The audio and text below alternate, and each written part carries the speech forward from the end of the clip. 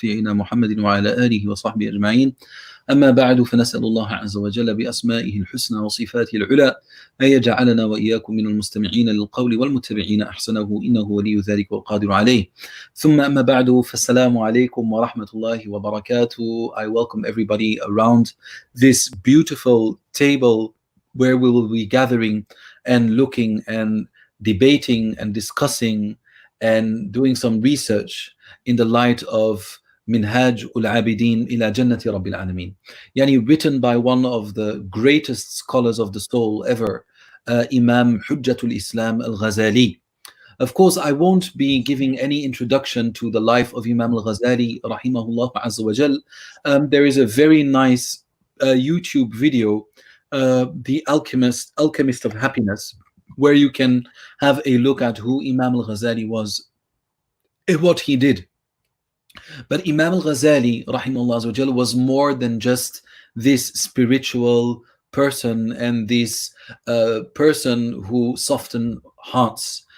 In reality, he was a very big, grand jurist, and he was the educator of many a scholar in the Islamic Empire back then. He was actually the head of teachers, and his students were more than 250 or 240 muftis and muftis and qadis and so much more. And Imam Al Ghazali rahimahullah, his life is a very long life, but Minhaj Al Abidin is his last book. He wrote many books with regards to the soul, with regards to spirituality and so much more. Think of Ihya Deen, Bidayatul Hidayah, and Kimya Sa'ada, and so forth. But we always say that if you want to know what a scholar stands for, then look at his last work.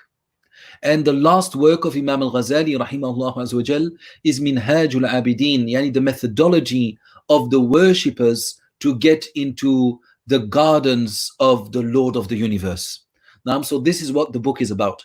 And in reality, he didn't write this book, but he dictated this book.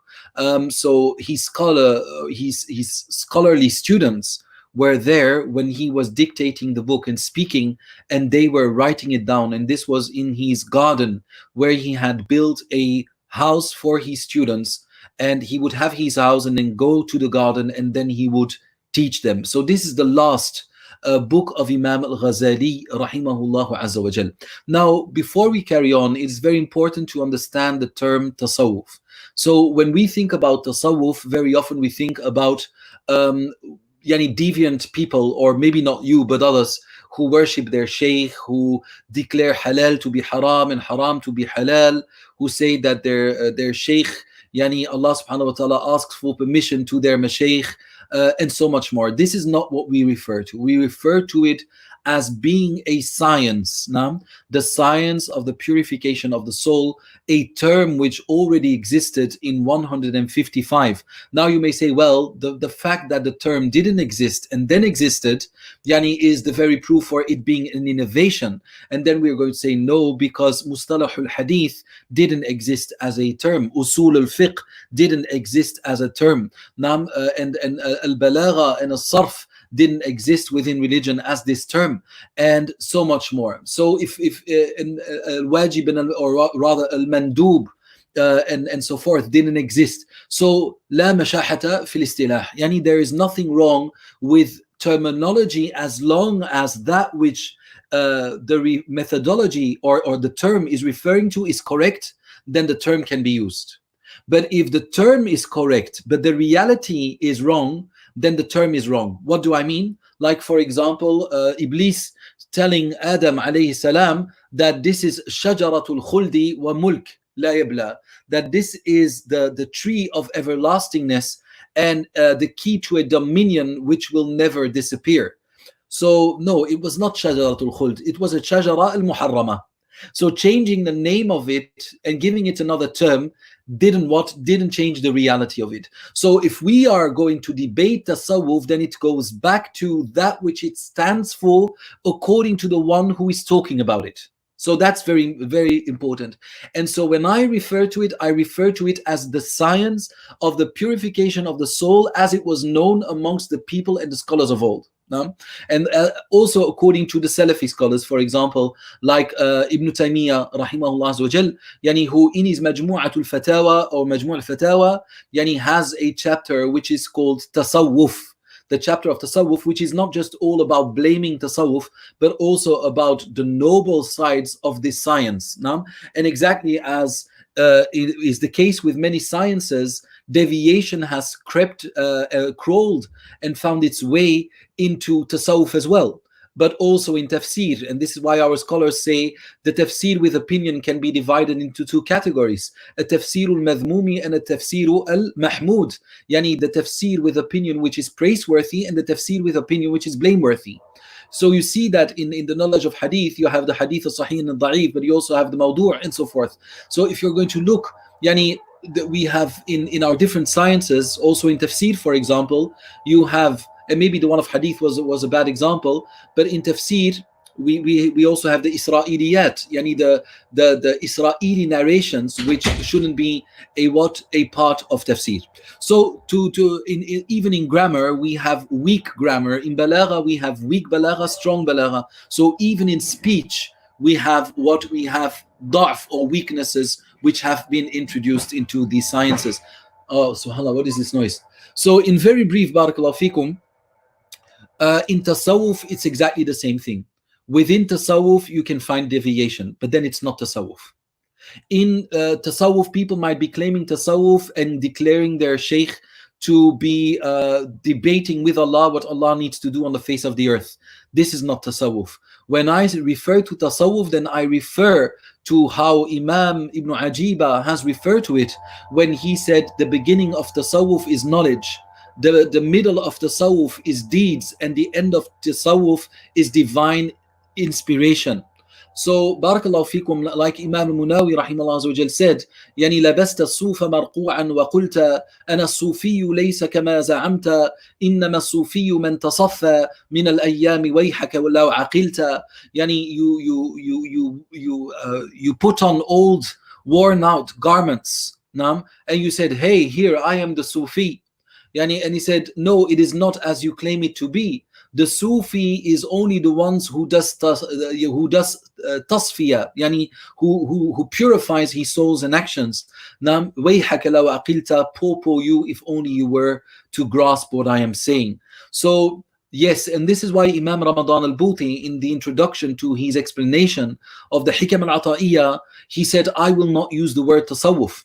I will speak about its realities, but will not use the term, because using the term might stop people from listening to me, although the message might be entirely the same. So you see, this is even something which our scholars took into account and understood very well. So now in the science of tasawwuf, the science of purification of the soul, we can see that there are two mainstream approaches. There are many approaches, but they can be traced back to two approaches. And this is what we call the tariq al-mujahada and the tariq al-mushahada. The way of effort and the way of observation and witnessing. These are two ways. What do I mean by that? Like, they both want to get you to the same terminus. They want you to get you to Allah. The one by doing physical effort and putting all your effort into physically devoting yourself to Allah subhanahu wa ta'ala, and the other one say, no, it is all about changing the heart and the way you look at life. And they all agree that there are that one needs to perform the obligatory actions. They don't differ, of course, about that, and that extra actions are good. But in the tariqah al-mujahada, the tariqah or the path and methodology of effort, the emphasis is very often on deeds and waking up and on blaming yourself and on scrutinizing yourself and on self or introspection and so much more. And on the other hand, they say, no, it is all about witnessing and thanking and gratitude. And they meet in the middle. But nevertheless, they say that the tariqat al-mujahada, where the emphasis is a lot on deeds, is the Minhaj Al Abidin. Is the Minhaj Al Abidin, which is the title of Imam Al Ghazali rahimahullah, is the path and methodology of the worshippers. And the tariqatul mushahada, the tariqah of observing and witnessing and trying to transform the heart before the actions is what is the tariq of the arifin, of the knowers. But they say the knowers start with the end and the abidin start with the beginning, but they meet in the middle, because the knowledge of the arifin will eventually lead them to performing more deeds, and performing more deeds will eventually take the arifin to more knowledge of Allah. So they start at the two extremes, but they meet in the middle. So this is why, barakallahu fikum, one needs to know that there are different approaches, and the approach of the abidin was very likely to be the approach of the people of al-Basra.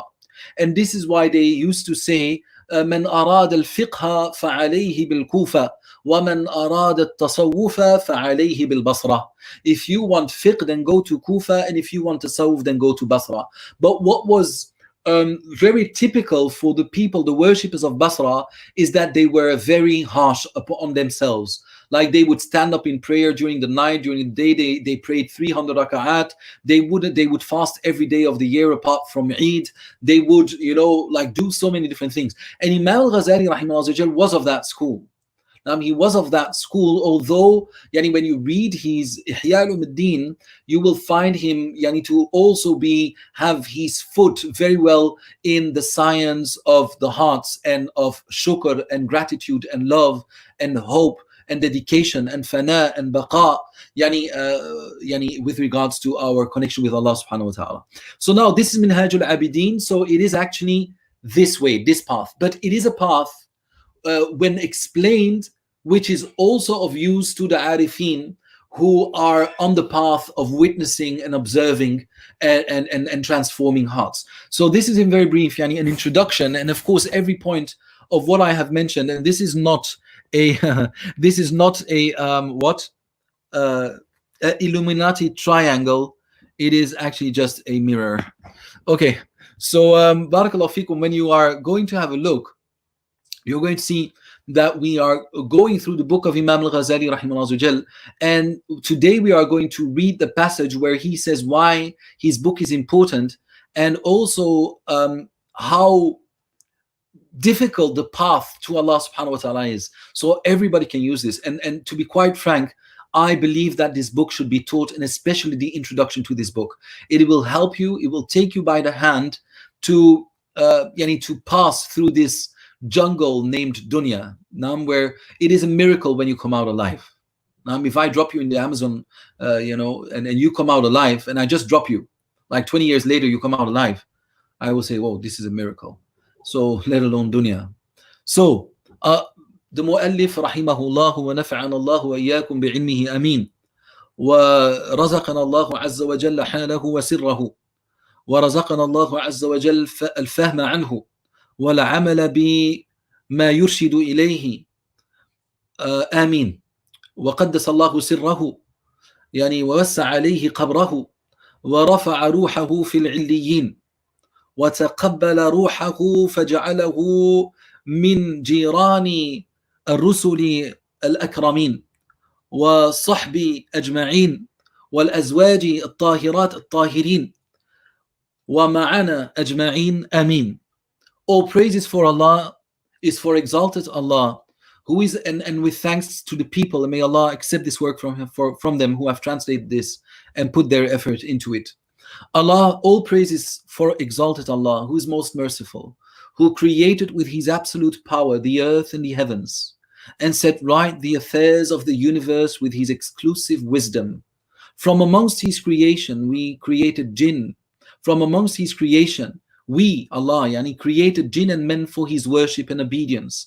As he said in the Holy Quran, وَمَا خَلَقْتُ الْجِنَّ وَالْإِنسَ إِلَّا لِيَعْبُدُونَ. I created jinn and mankind only that they may worship me. Now, this goes back also to the tariqain, to the methodology of mujahada and mushahada. And that is that the meaning, Allah barik fikum, of وَمَا خَلَقْتُ الْجِنَّ وَالْإِنسَ إِلَّا لِيَعْبُدُونَ, according to some of the companions, was, and I have created jinn and mankind only that they may worship me, but only that they may know me. Because they say worship guides to knowledge, or they say no, worship is the result of knowledge. And this is why Allah subhanahu wa ta'ala says, فَعْلَمْ أَنَّهُ لَا إِلَهَ إِلَّا اللَّهِ وَاسْتَغْفِرْ لِذَنْبِكَ. Know that no one has the right to be worshipped but Allah, and ask Allah to forgive you for your sins. So now you see that Iman, yani knowledge of Allah being one, and the force, the only force to be able to forgive you, leads you at the end to asking and begging for his forgiveness. So you see once again that within this verse we find both of these ways present. So either it is worshipping until you know him, or knowing him until you increase in worship. Now he says, Rahimahullah Azza wa Jal, Rahimakallahu ya Imam. Now the path lies very straight and illuminated before him who wants to follow the path of his worship and obedience.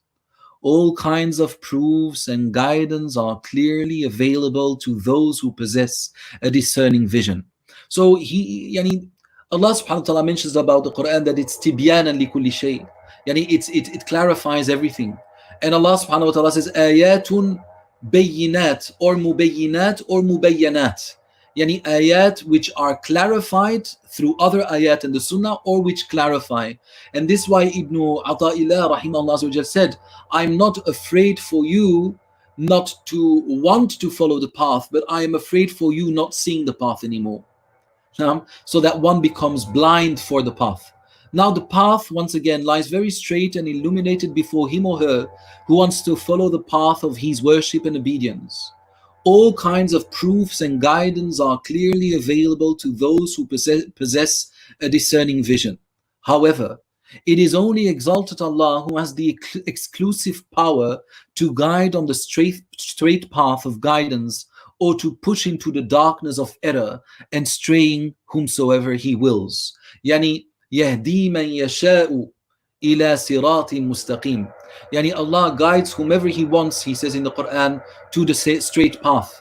يهدي من يشاء ويضل من يشاء. And he lets go astray whomever he wants. But so we see that if we want to be guided, we have to ask Allah subhanahu wa ta'ala. He knows very well who are following the straight path of guidance, who are in error. Countless darood and salam, mercy and salutations on the merciful messenger of Allah, Muhammad, peace and blessings be upon him, the leader of all the prophets and messengers, alayhimus salam, and on his household and progeny till the day of judgment. May glorious Allah guide by his grace all the Muslims on the deeds which attract his approval and pleasure. Devotion and obedience to exalted Allah are the fruit and object of acquisition of all knowledge and learning. Ya Allah. Ya Salam. Now, if we look at ourselves today, subhanAllah, I'm sorry, this might be very disturbing, that noise, but I promise you it's also a bit disturbing for myself. It's very clear here, barakallahu fikum, that he says the reason why we want to study and acquire knowledge, it's not for the sake of knowledge, but it's for the sake of deeds. And he says now here, very rightly so, he said, devotion and obedience to exalted Allah are the fruit and object of the acquisition of all knowledge and learning. Meaning that if your learning stops at knowing, then this is definitely not the correct, then you have studied not with the correct intention. Your intention, and this is the intention of all the scholars, is to worship Allah through knowledge. Then he says, the greatest gain of life and the main goal of human existence lie in the expression of servitude and submission to him. This attribute of servitude to exalted Allah consists in the provisions of life journey. For the awliya, the path of the powerful, I'm sorry, I'm going to try to find another place to sit, because the path of the powerful, the course of the dignitaries, the objectives of the magnanimous, the symbol of the pious, the profession of the righteous, the favorite of the wise, subhanallah, the path of luck for the lucky, and the road to paradise for those desiring paradise. So now he's explaining, rahimahullah azza wa jal, subhanallah, it's ajib. Now just when I sit here, all of a sudden there are motorbikes passing by. So I think the test for me, not the wisdom, is to keep on teaching without concentrating on too much on the noises behind me.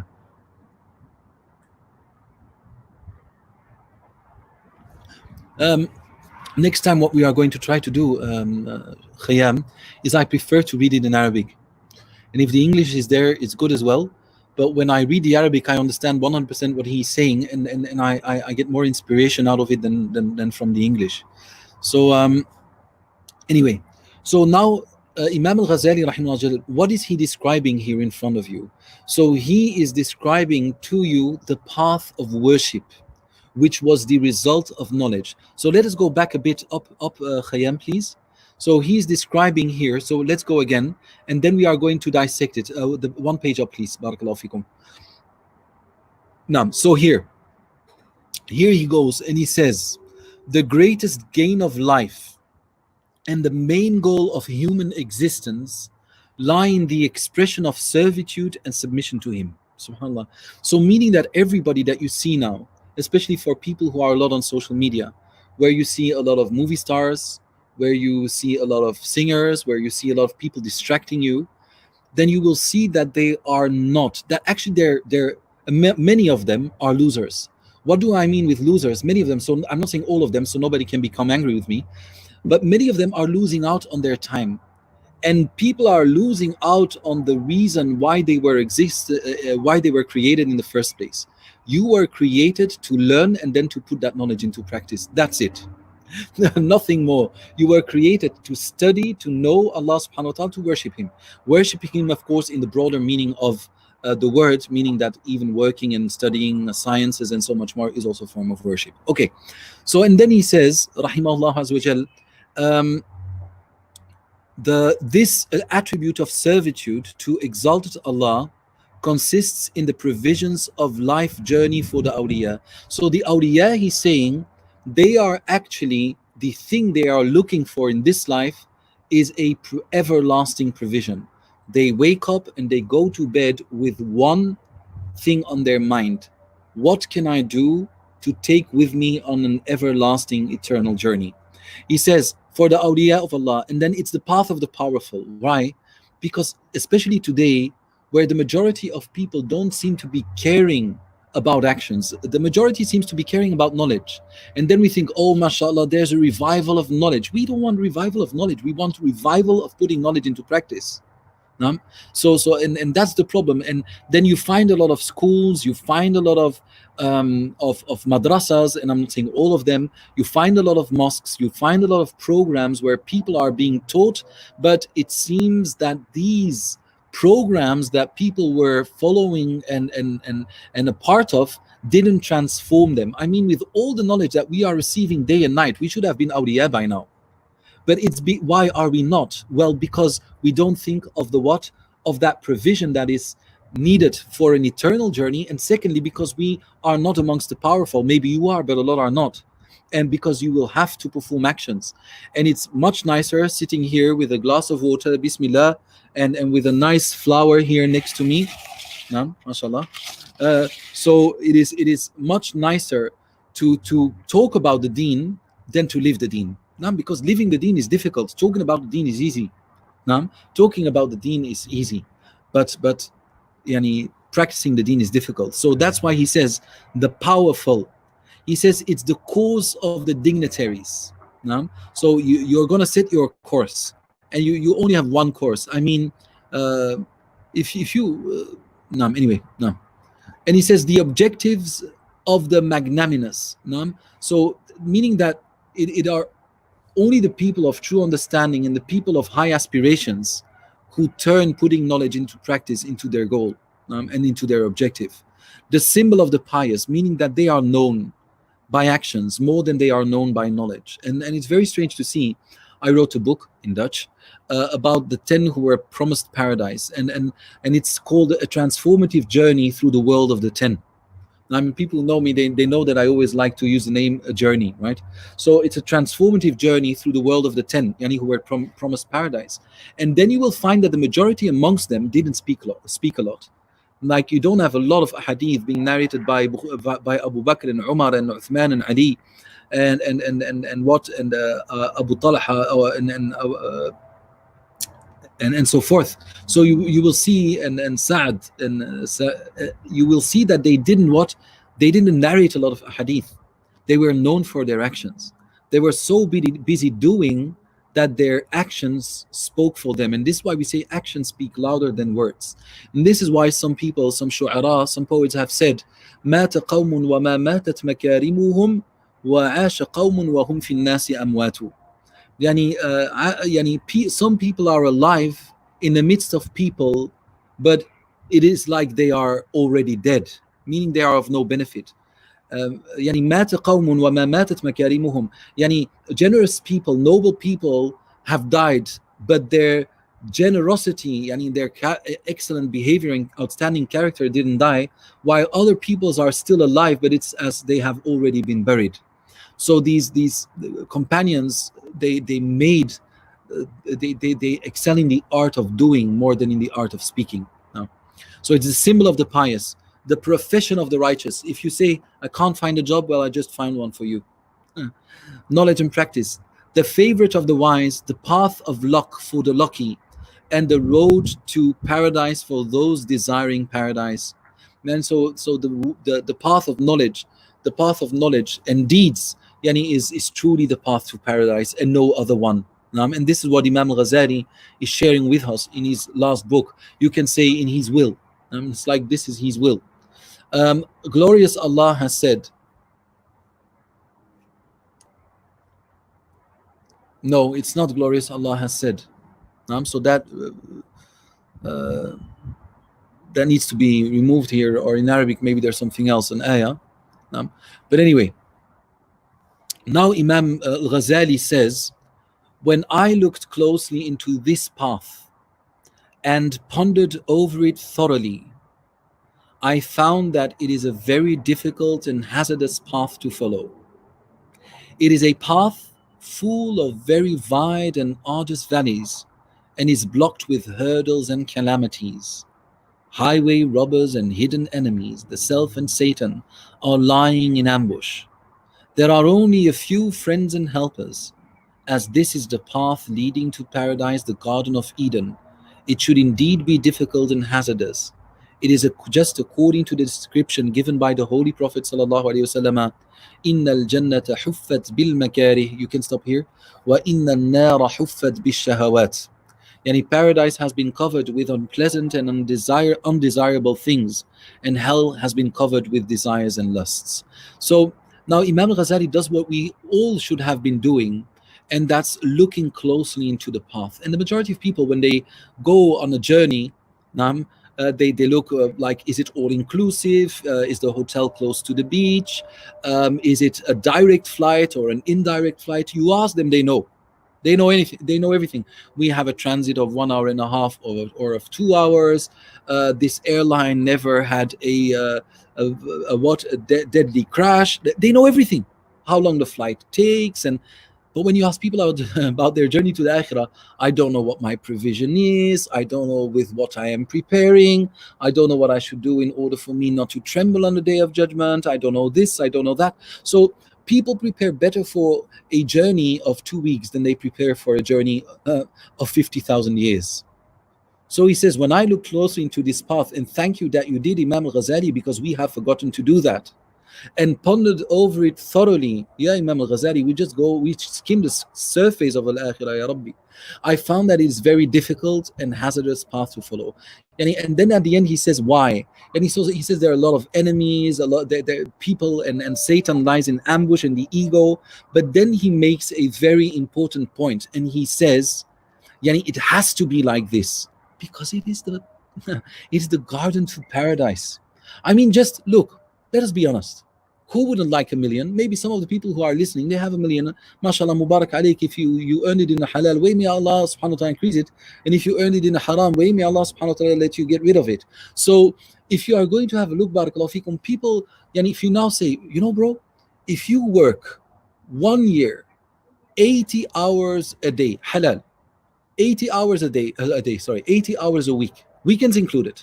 Now, 80 hours, no vacation, no holiday, for a year or two, let us say 2 years. Now I'm 80 hours a week. Then after 2 years, you will have made 15 million halal pounds. Are you going to do it or are you not going to do it? Let us be honest. People say, no, because I want time for my family. Believe me, your wife or your husband will say, do that. I will take care of the children. I will wait for you. No problem. I will educate them. Just do what you have to do, husband. We will wait. No, but if it's for, if it would be for 1,000 pounds a month, 80 hours a week, then maybe they will say, you know what, I think you should change that job. So people would be ready to give up their sleep. They would be ready to work 16 hours, yani 16 hours a day to eventually get to this 15 million pounds, halal pounds. So, but it will be difficult. I have a question. Are we working that hard for Jannah? Or do we expect that Jannah is just like this? It's something cheap. Hey, Jannah is just, praying and it's all right. Is that the way we look at Jannah? So Jannah is not cheap. Jannah is an exchange for your soul. Jannah is an exchange for your desires and your passion and your will. Jannah is an exchange for your hearing and your sight and your emotions. Jannah is an exchange for your wealth and your health. Jannah is an exchange for everything you got. So it's not about how much you are willing to give. It is how much you are allowing to be taken. Because everything will be taken. Everything will be taken from you. So now, and he says, this is the way, this is the path to paradise. He said, this is what the Prophet ﷺ said. Inna al-jannata huffat bil makari. Yani Jannah is surrounded by things we dislike, and Jahannam is surrounded by things we like. So when Allah subhanahu wa ta'ala created paradise and he told Jibreel, yeah, Jibreel, look at paradise. He said, and he came back, he said, Ya Rabbi, paradise is so beautiful that whenever somebody hears about paradise and the way it is described, he will definitely go to paradise. No doubting about it. He will go to paradise. Now it's the same thing, like for example, you have a beautiful hotel now next to the beach, a halal hotel, just for you and your wife and your children, or your husband and your children. And it's private, no cameras, no nothing, just all for you. And you say, I want to go there. And then they say, yeah, but the problem is it's on a hill. You need to climb 5,000 meters. And then you need to roll down 1,000 meters, like rolling off the mountain. Then you need to walk through over a bed of thorns and charcoal. And then you need to stay awake for 10 days. And if you did all of that, you can sleep in that hotel for a week or a month. Now, all of a sudden, it doesn't become that attractive anymore. It doesn't change anything to the reality of the hotel, but it shows the way towards it shows how much you want it. How much are you wanting to give up to sleep in that beautiful hotel? Now we are talking about, carved diamonds where you can live. Tents made out of diamond, gold and silver, cement of misk, the floor of saffron and camphor, golden camels, servants and playing the harp and singing songs, people combing your hair, no hijab, no beard, no prayer, no nothing. We are talking about all of that. So you really think that the example I gave of getting to that hotel is a difficult one? It's nothing compared to the way to paradise. It's nothing. And he will explain this. So let us continue. Now he says, beware. Paradise is situated on a high, steep ground.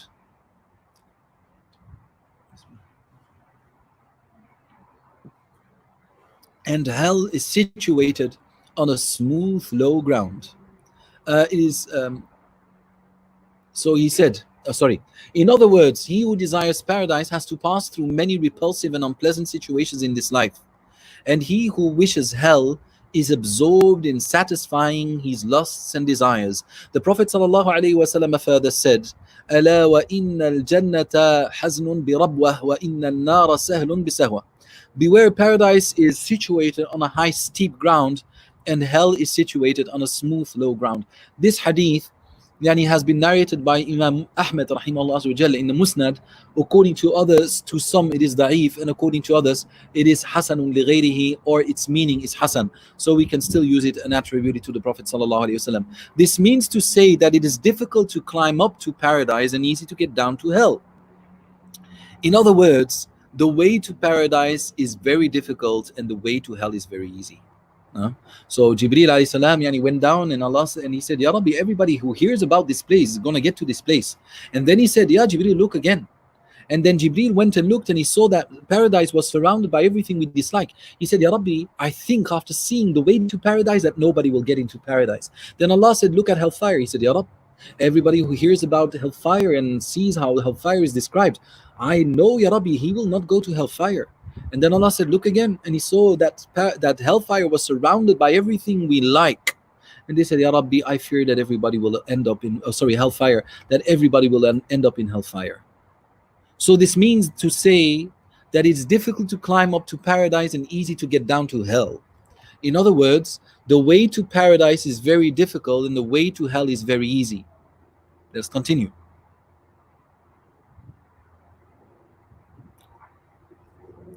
Apart from this is another problem, that by his nature, and you look, in Arabic this sounds so strong. I really want to see how strong it sounds in English, but this is like in Arabic, it's just a knockout.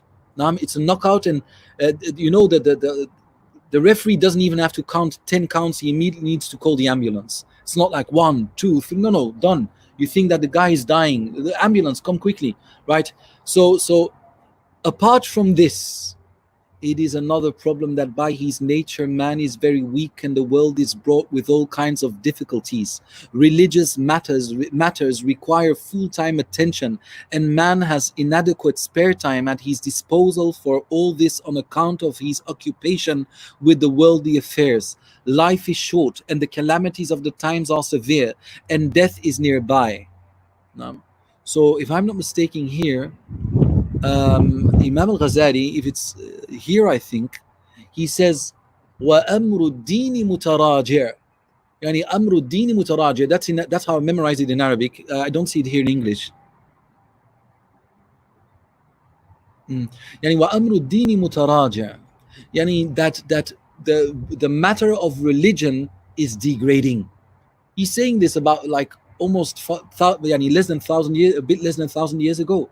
He says that the Deen, the affair of the Deen, the importance that the people give to the Deen is degrading. So he says, apart from this, it is not a problem that we are weak. When we see that things are difficult, and we in general, people give preference to the short-term solution than to the long one, because a long-term project is in need of a longer suffering. And the short term gives you immediate gratification. And that is why people, for example, when they are addicted, they choose to go to addiction, although that addiction is a pain, but that pain releases them from an immediate pain. While stopping with their addiction will grant them a satisfaction after maybe 5 years. So people always go for immediate gratification, and the brain feels that. Now the brain, when the brain is in pain, when a human being is in pain, the first thing he thinks of is releasing that pain, to remove that pain from his life and body. So, and this is why people look for a solution, a short-term solution. So this is also why, for example, a lot of people, and I'm not saying there's anything wrong with it, they might go very quickly to antidepressants rather than trying to go for a year to a psychologist, because the pain is too intense and they can't wait that long to get there, which doesn't make them weak, but that's nature of man. That's nature of mankind and womankind, right? This way we were created. So now, when you want to live for the Deen, then very often you are going to suffer in certain areas in your life. You might become poor because you're holding on to an Islamic principle and you're not allowing yourself to go on a certain path where, a certain action or transaction might be haram. So you say, even if I need to suffer, well, then I suffer now and I will find a solution hereafter. So you see that we were created, خُلِقَ الْإِنسَانُ مِنْ عَجَلٍ, says Allah. The human being was created as an impatient being. He wants everything now. And this is the reason why sometimes we do wrong to remove our problem, because we can't wait for Allah's help, which might only come in the hereafter, or which might come in another way than we are expecting, or might come right now. We don't know. So we're going to take care of that ourselves. So apart from this, it is another problem that man by his nature is very weak, and that the world is brought with all kinds of difficulties. So the path of ibadah and knowledge is difficult. Religious matters require full-time attention. It's not like I build my schedule around my deen. I build my deen around my schedule, but rather I build my schedule and life goals around my deen. Now, religious matters require full-time attention, and man has inadequate spare time at his disposal. For all this on account of his occupation with the worldly affairs. Life is short, and the calamities of the times are very severe, and death is nearby. So subhanAllah, yes, life is short and there's a lot to do and we don't have spare time. But do you know, yesterday we read this, that in total, when you live an entire life in this era, now a research has shown that you spend an average of 5 years and 4 months on social media in your life. 5 years and 4 months. Now, people used to think that sleeping a lot, you sleep a lot, you sleep the half of your life or a third of your life. Well, here you are, 5 years and 4 months. That will only increase. This is sufficient to travel to the moon 30 times and back, 32 times and back, and is sufficient to run 10,000 complete marathons. Now, so don't tell me we don't have spare time. An average of 3 to 4 hours a day. No? I mean, that's a lot. That's like really a lot. So no, I don't have time. I don't have time to study. Don't have time to memorize the Quran. Don't have time to go to a circle of knowledge. I don't have time to work on myself. Life is busy. I'm stressed. I'm in a traffic jam every day. Where do you expect me to study? Well, that's the most perfect place to study is traffic jams. Do you know that in traffic jams and on a train, I've memorized the Bayquniya, and I have memorized, for example, the Ajrumiya while I was working in a, how do you call that, subhanAllah, when you need to call people, a call center, of course. So I was working in a call center, I had these flashcards, and then I wrote al-Ajrumiya on these flashcards. And then while the phone was ringing, I was working 12 to 16 hours a day because I wanted to have enough money to go to Jordan. So you have now, subhanAllah, while I was waiting for the phone call, it went toot. I was going الكلام واللفظ المركب والمفيد بالوضع وأقسامه ثلاث اسم وفعل وحرف جاء up. Yes, sir. Hi, sir. It is Wim speaking. I would like to ask you some questions, please. Okay, thank you, sir.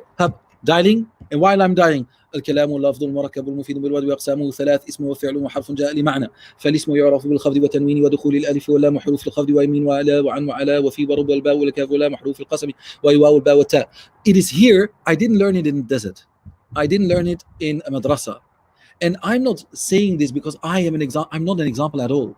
But if somebody as weak as me can do it, then somebody as strong as you can do it. I memorized Ma'arij al-Qabul, which is about 320 verses. The first 240 verses, for example, I memorized them also while I was in that same call center. I memorized the Aqidah al-Tahawiyya of Ibn Taymiyyah rahimahullah Aqidah al-Wasitiyya of Ibn Taymiyyah rahimahullah while I was working at night. I had night shifts where I was responsible for assembling cars. I listened to, I think, 15 different entire durus of Muhammad bin Salih Uthaymeen on my Walkman, and I had to make car doors. That was at General Motors, not Vauxhall, but in Belgium it's called Opel, and I was responsible for putting that that plastic right when we close. You were putting the strips for the window frames. Okay, so we had like 45 seconds for one door. I would run all the way back, and then I would do 3 doors at the same time. So that would give me like 2 minutes to read Riyadh al-Salihin and memorize. So I would have every 45 seconds, I would have 2 minutes of spare time. Then I would just open the book. People really thought that I was crazy, right? So because I was with my long beard, mashallah, it was very long, it was still here. And they knew I was a Muslim. I had my long hair till here. I looked like people that I wasn't a part of, or that's the way that they interpret people that look like that.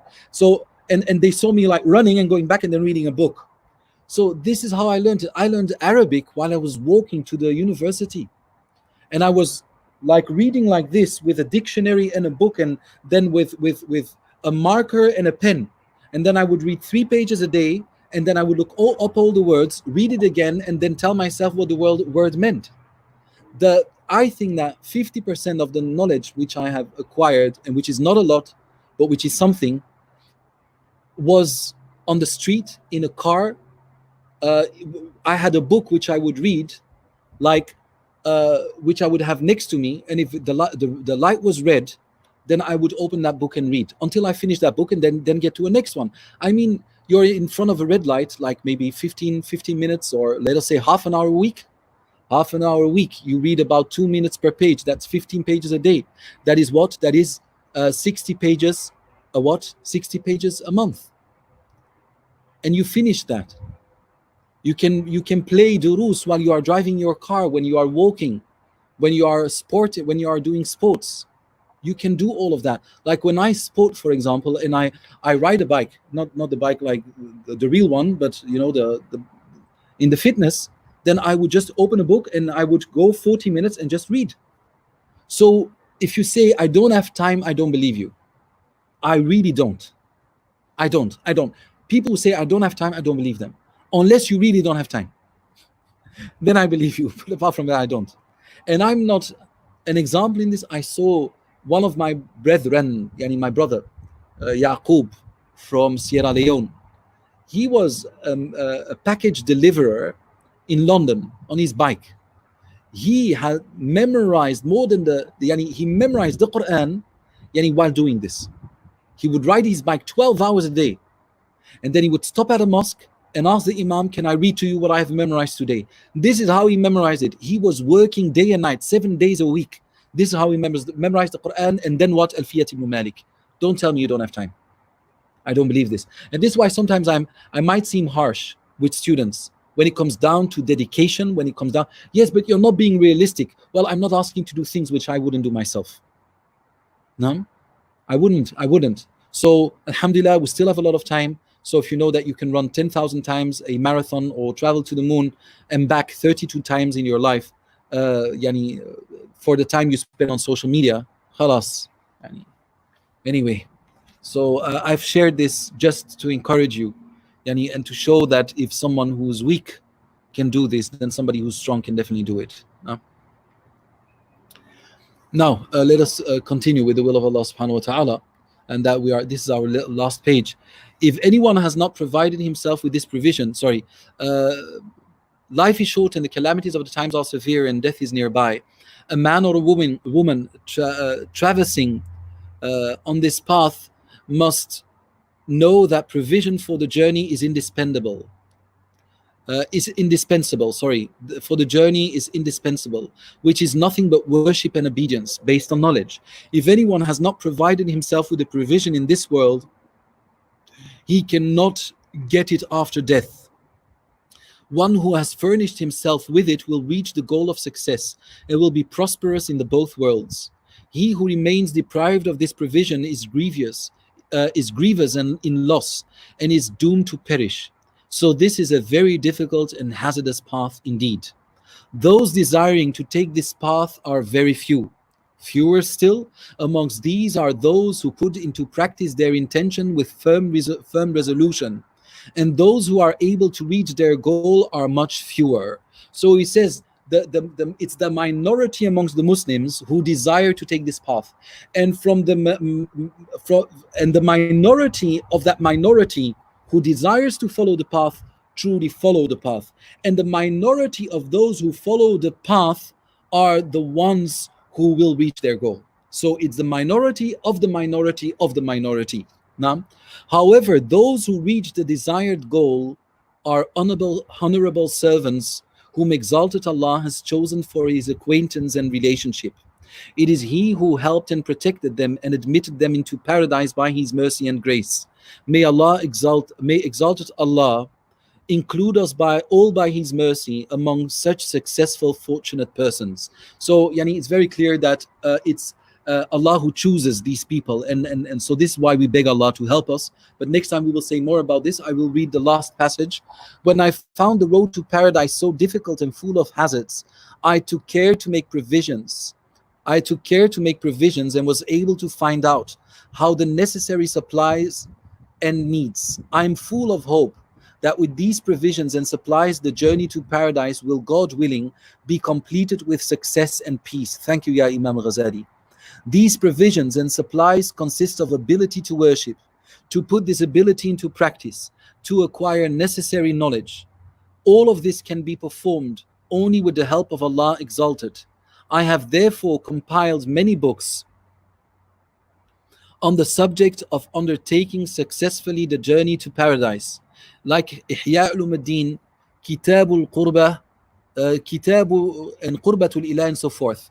All these books contain fine academic issues and philosophical points with which the general public could not grasp. Therefore, they began to taunt and offer adverse comments on these books. There is, however, nothing surprising about this attitude of theirs. There can be no composition better than the Holy Quran, which is a composition of the Lord of the worlds, but the imprudent people did not spare even his divine book from their taunt and adverse comments, and said, "This is nothing other than the fables of the men." Thus, when they treated the divine book this way, how could they spare from their taunts a book of human composition? Allahu Akbar. He says people were against the Quran and accusing the Quran to be false. He said, so why should we be surprised that people are against Ihya Ulumuddin? Subhanallah. It is, however, appropriate for educated and wise men not to dispute with Allah's creatures, but to treat them kindly. I therefore pray to Allah, the King of all kings, to help me in compiling a book to which all may agree and which may be beneficial to the people. And this is why I chose this book as well. Nothing in it can be refuted. All of this is accepted by everybody amongst the Muslims. The sustainer of the world, who responds to the prayers of the helpless, accepted my prayer by teaching me the secret points and signs of Deen and the totally unique setup for the compilation of this book, which I am going, with the help of Exalted Allah, to state now. It is that when a man resolves for the first time to take the path of worship, he receives from Allah guidance and help. The Holy Quran refers to his help and guidance and says, أَفَمَنْ شَرَحَ اللَّهُ صَدْرَهُ لِلْإِسْلَامِ فَهُوَ عَلَى نُورٍ مِّن رَبِّهِ. And this is where we conclude, inshallah. He who has bosom Allah whose bosom Allah has expanded for Islam is in a light from his Lord. So Imam Al Ghazali is opening his book now and sharing with us that the beginning of the path is nothing more nor less than Allah opening your heart and shining his divine light upon it, so that you would have the will and the urge to follow that path. So he says this is where it starts, and next week that is where we will start as well. وصلى اللهم وسلم وبارك على سيدنا وحبيبنا وقدوتنا وشفيع. Sheikh, that's mashallah, it's crystal clear, as they say. Allah yabarik feek. Jazakumullah khairan, barakallahu feekum. Can I ask everybody to share this as well? Also on Kingston Mosque, I am giving tafsir, which I think inshallah is very beneficial, especially the last class yesterday, Friday was also very important. So if you can share the Kingston Mosque link, and definitely all the classes, not only of myself, but also of Shaykh Asim, Maulana Asim, Maulana Saman, and all the other beautiful people like Shams and others who appear on their YouTube and their site are very important people saying very important things. So please share it so that beneficial knowledge gets out there, and so that people will indeed spend 5 years and 4 months on social media, but this time not to lose it, but inshallah to be built and to be transformed through beneficial knowledge. لا إله إلا أنت ربي سبحانك سبحانك سبحانك إني كنت من الظالمين وآخر دعوانا الحمد لله رب العالمين والسلام عليكم ورحمة الله وبركاته. وعليكم السلام ورحمة الله وبركاته.